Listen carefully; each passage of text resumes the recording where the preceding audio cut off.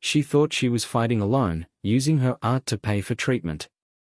But when the vice president walked by, everything changed in ways she never imagined. The wind carried the scent of damp earth as a late afternoon sun stretched its golden arms over Good Old Park in Columbus, Ohio. The usual hum of joggers, dog walkers, and families filled the air. But amid the weekend bustle, a small wooden table stood out. On it, a collection of watercolor paintings, vivid bursts of color, soft edges blending together, each piece whispering a story of hope and resilience. Behind the table sat a young girl, her frame delicate yet unwavering. Her hands, smudged with blue and red, moved with careful precision as she arranged her work. She had been there every weekend, rain or shine, offering her art to strangers with a quiet, determined smile. Her name was Madison. She was 12 years old, and she was fighting for her life. The diagnosis had come 6 months ago, acute lymphoblastic leukemia. The word itself felt like an avalanche, burying her family under a crushing weight of fear and hospital bills. Treatments drained not just their finances but their energy, their hope. Insurance covered some of it, but not enough. Not nearly enough. That was when Madison decided to do something.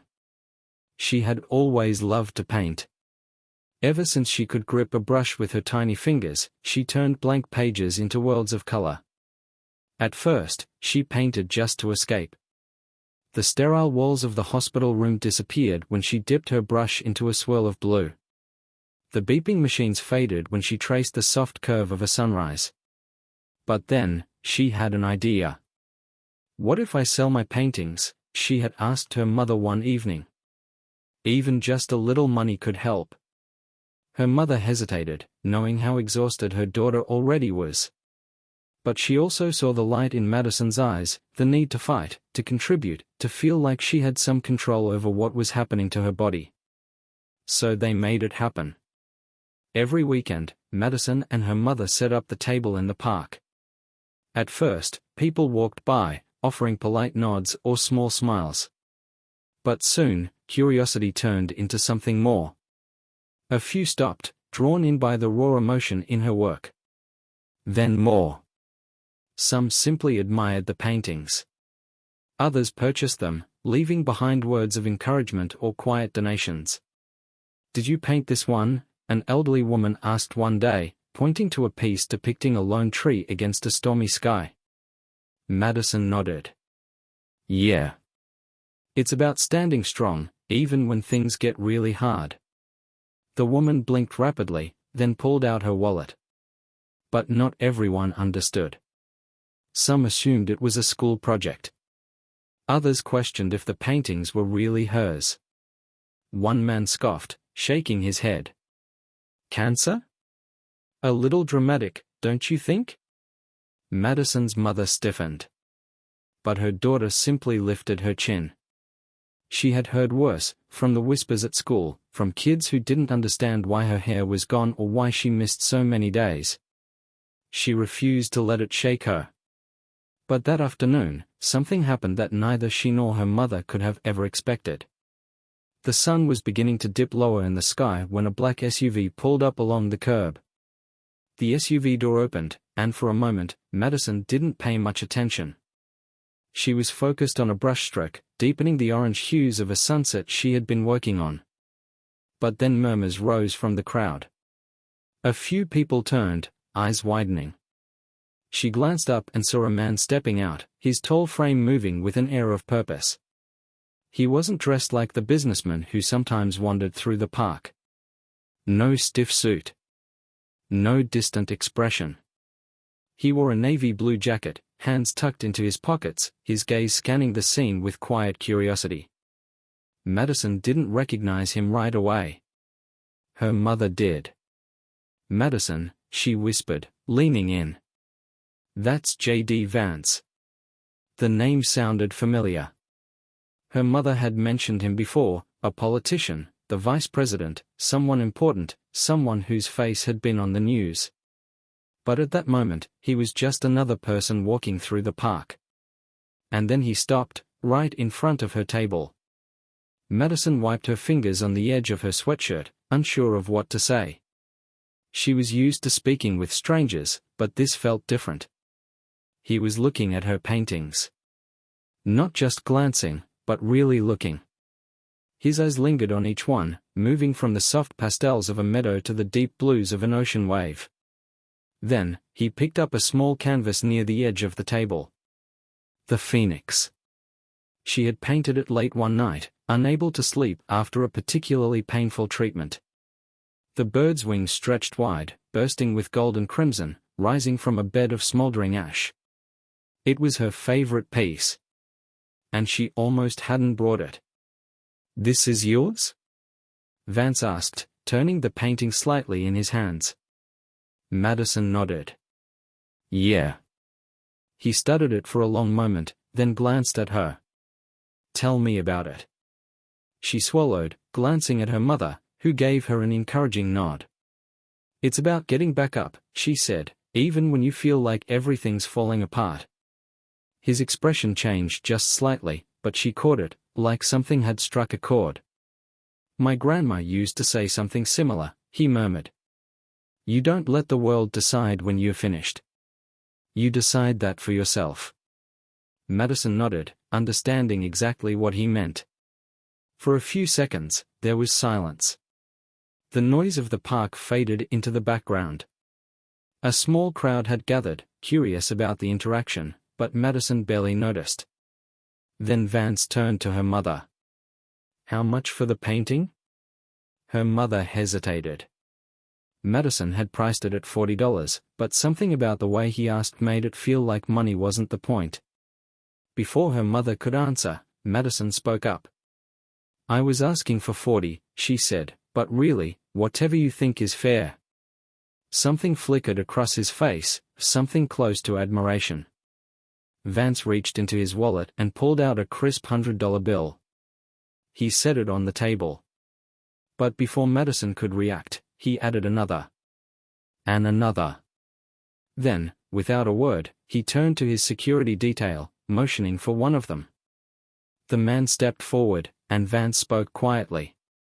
Madison couldn't hear what he said, but a moment later, the agent nodded and stepped away, pulling out his phone. Madison looked at her mother, who was frozen in place, her hands clutched together. Something was happening. And whatever it was bigger than a painting. Madison sat there, her fingers gripping the edge of the table, her mind racing. Something was happening. Something she couldn't quite put into words. JD Vance had paid for her painting. But that wasn't what made her heart pound. It was the way he had looked at her, like he understood something deeper, like her struggle wasn't just a story on a canvas. Her mother was still staring at the money on the table, her lips slightly parted as if she wanted to say something but didn't know how. Then the security agent returned. He leaned toward Vance and spoke in a hushed tone. Vance nodded, his expression unreadable. "Madison," he said, turning back to her.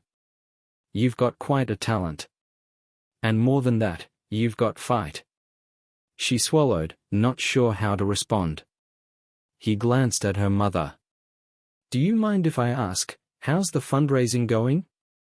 Madison's mother shifted on her feet. "We're doing what we can." She hesitated, then exhaled. "But it's hard. The treatments, the hospital stays, it adds up faster than we can keep up." Vance nodded, like he'd expected that answer. Then he pulled out a chair and sat down. He wasn't rushing. Wasn't in a hurry to leave. He leaned in slightly, resting his arms on the table as if he was just another person in the park, having a conversation. "Tell me something," he said, looking at Madison again. "What's the hardest part?" She blinked. No one had asked her that before. Not like that. Most people just said things like, "You're so strong, were you going to beat this?" They meant well. But they didn't really want to know what it felt like. She glanced down at her hands, at the blue paint smudged against her skin. "The tiredness," she said finally. "Not just from the chemo, but from feeling like I have to keep proving I'm more than this." Vance tilted his head slightly. "More than the diagnosis?" She nodded. The words were out before she could stop them. Sometimes people look at me, and all they see is a sick kid. Like I'm already halfway gone. She hesitated, then added, I just wanna be me. I wanna paint. I wanna have normal conversations that aren't about hospitals and treatments and whether or not I'll make it to my next birthday. Her mother wiped at the corner of her eye. Vance was quiet for a moment. Then he smiled, just a little. I get that, he said. More than you probably think. Something in his voice made her believe him. But before she could ask what he meant, he shifted back slightly, glancing at his security agent again. The man gave him a small nod. Vance turned back to Madison and her mother. I'd like to help. Madison's mother straightened. You already have. The painting. I mean really help. Something in his tone made Madison's stomach flip. Vance reached into his pocket and pulled out a piece of paper. He slid it across the table. Madison's mother hesitated, then picked it up. Her eyes scanned the page, and her breath hitched. What is this? She whispered. Madison leaned over to look. The words didn't make sense at first. But then they clicked. It was confirmation of a donation. A donation large enough to cover her entire treatment. Every appointment. Every hospital stay. Every last bill. Paid. In full. Her mother's hand flew to her mouth. Madison's chest tightened. She shook her head. I don't understand. Vance smiled again. Softer this time. You don't have to. Just know that sometimes the world gives back to people who refuse to give up. Madison couldn't breathe, and in that moment, everything changed. The world around them felt distant, like the hum of the park had faded into the background.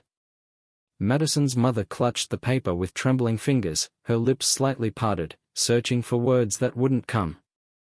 Madison, on the other hand, could only stare at JD Vance. This wasn't real. It couldn't be. People had stopped by her table before, buying her paintings, offering words of encouragement. But no one had done something like this.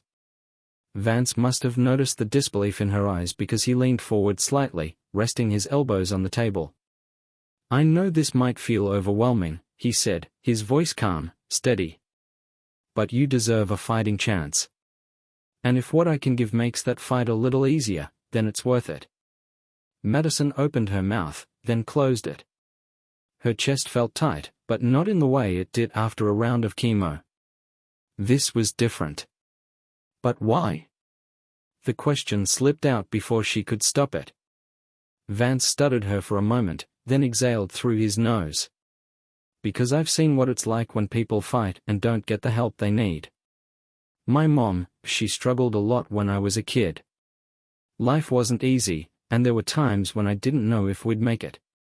He paused, his fingers tapping lightly against the wooden table. But there were people who stepped in, who helped. And I never forgot that. Madison swallowed. She had read stories before about people who came from nothing, who had to fight for every inch of their future. She understood that fight in a way most kids her age didn't. Still, she shook her head. But I didn't do anything special. Vance smiled, but there was something knowing in his eyes. Didn't you? He picked up the Phoenix painting again, holding it carefully. You took something painful and turned it into this. You didn't just sit back and let life happen to you. You made something. And people feel that. I felt that. He set the painting down gently. That's rare, Madison. Her throat felt tight. She could hear her mother sniffling quietly beside her. She had never thought of it like that. For months, it felt like she was just trying to keep her head above water, doing what she could to help her family in a situation that felt impossible.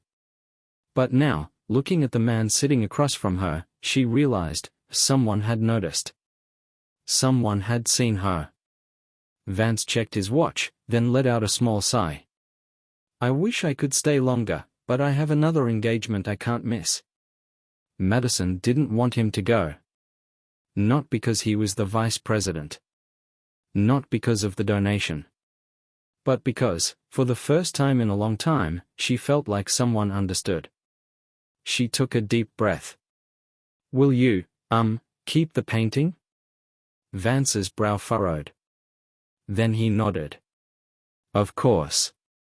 It's one of the most meaningful things I've ever bought. Madison reached for her paintbrush, dipping it into a thin pool of gold paint. She carefully added a small signature in the bottom corner of the canvas. Then, next to it, she wrote, "I keep fighting." She slid the painting back toward him. Now it's finished. Vance looked at the words for a long moment, then nodded. He stood, tucking the canvas securely under his arm. I'll do that, he said. Then, with a small smile, he added, and you do the same. Madison grinned, blinking away the tears that threatened to spill. She didn't know it yet, but this moment would change more than just her life. JD Vance gave Madison's mother a reassuring nod before stepping away, the painting still tucked under his arm. The moment he turned, murmurs spread through the small crowd that had gathered. People whispered, some pulling out their phones, others nudging each other as if confirming they had just witnessed something extraordinary. But Madison barely noticed. Her fingers still rested on the table, hovering over the fresh gold paint she had used to sign the canvas.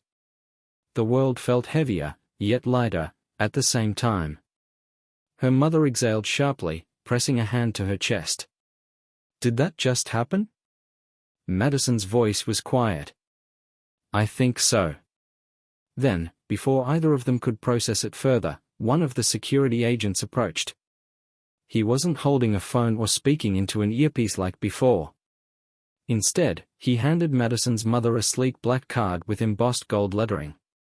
The vice president asked me to pass this along, the agent said. If you need anything at all, call this number. No press. No cameras. Just help. Her mother's fingers curled around the card, her lips trembling as she whispered a soft, thank you. The agent gave her a small nod before stepping away. Madison let out a slow breath. The weight of everything, the treatment, the uncertainty, the endless hospital stays, had been pressing on her for months. And now, for the first time, it didn't feel quite so crushing. But the moment wasn't over yet. A man standing nearby, dressed in a faded brown jacket? Suddenly, he stepped forward. He had been watching quietly, but now he reached into his pocket and pulled out a few folded bills.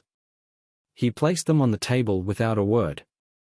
Then another person stepped up, and another. A woman in running gear fumbled for her phone. Do you have a Venmo or something? I don't have cash, but I want to help. Madison's mother covered her mouth with her hand, tears spilling onto her cheeks.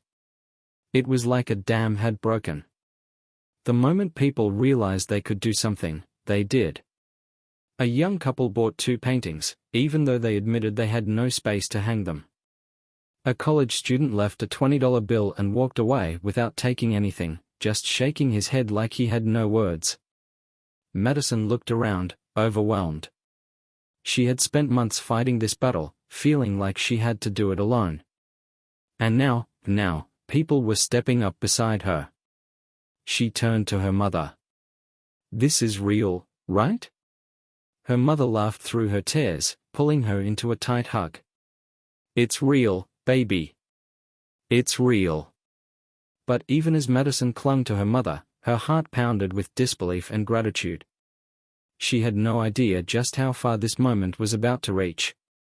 By the next morning, the entire country would know her name. Madison woke up to the sound of her mother's phone buzzing relentlessly on the nightstand. She groggily rubbed her eyes, her body still sore from yesterday's long hours at the park. The memory of JD Vance buying her painting still felt surreal, like a dream she wasn't quite ready to let go of. Her mother groaned as she reached for the phone. Who on earth is calling this early? But the second she looked at the screen, her face changed. "Madison, it's the hospital." Madison sat up instantly, her stomach twisting. "Is something wrong?" Her mother shook her head quickly. No, it's not that. They want to talk to you." Her heart pounded as her mother swiped to answer. "Hello?" Madison couldn't hear the person on the other end, but her mother's brows furrowed in confusion, then lifted in shock. "Wait, what? You serious?" A pause. "Oh my God." Her mother pressed a hand to her forehead. "Yes, of course, we'll be there." She ended the call, staring at the phone like it might vanish from her hands. "Mom?" Madison's voice was barely above a whisper. "What did they say?" Her mother turned to her, blinking rapidly as if trying to process her own words before saying them out loud. "The hospital just told me someone made an anonymous donation," she said, her voice shaking. "They covered everything, Madison. Every single treatment. You don't owe them another dime." Madison's breath hitched. That was him, wasn't it?" Her mother didn't have to say it. They both knew. But that was only the beginning. As they sat there in stunned silence, the buzzing started again. But this time, it wasn't just the hospital calling. Her mother's phone vibrated non-stop with texts, emails, and social media notifications. Curious, Madison reached for her own phone. The moment she unlocked it, she gasped. Her story was everywhere. A local news station had covered what happened at the park, but overnight, it had exploded. National outlets had picked it up.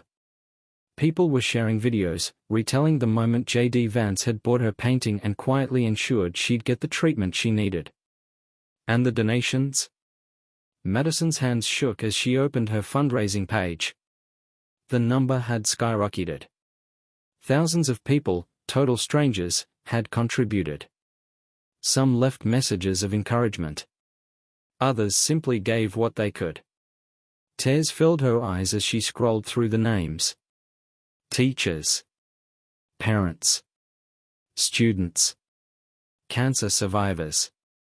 Even kids her own age. People who had never met her but still cared enough to help. Her mother was crying too, holding her phone like it was the most fragile thing in the world. "Madison, you don't just have enough for your treatment anymore." She let out a shaky laugh. "You have enough to help other kids too." Madison's chest swelled. For the first time in months, she wasn't thinking about the pain, the exhaustion, or the uncertainty of what came next. She was thinking about what she could do for others. And for the first time, she realized, this fight had never been just hers alone. The days that followed felt like a blur. Reporters wanted interviews. Madison's story was shared on national television. Schools reached out, asking if she would visit and talk about her art. Messages flooded in, some from cancer patients who saw themselves in her journey, others from strangers who simply wanted to say they believed in her. But through it all, Madison stayed grounded. She still painted. She still set up her little table at Goodale Park. But now, things were different. People didn't just stop by to buy her art. They came to talk. To share their own struggles. To remind her that kindness still existed in the world. One afternoon, as she packed up her supplies, her mother received another call. This time, it was from a nonprofit organization that worked with children battling cancer. "They want you to help design a program," her mother told her, eyes shining. "An art therapy initiative for kids going through treatment." Madison's heart skipped a beat. All this time, she had been painting to escape her own pain, to find a way to feel normal in a life that had been turned upside down. But now, she had the chance to give that same feeling to others. That night, she picked up her brush with a new sense of purpose. JD Vance had set something in motion. But it wasn't about money or politics. It was about something bigger. About what happens when one person chooses to see another, to step in, to do what they can. She thought back to his words. Sometimes, the world gives back to people who refuse to give up. Madison wasn't giving up. She was just getting started. Because sometimes, hope doesn't come in grand gestures or headlines. Sometimes, it's in a brushstroke. A shared story. A small act of kindness that changes everything. If this story moved you, if you believe in the power of compassion and resilience, share it. Because you never know who might need to hear it.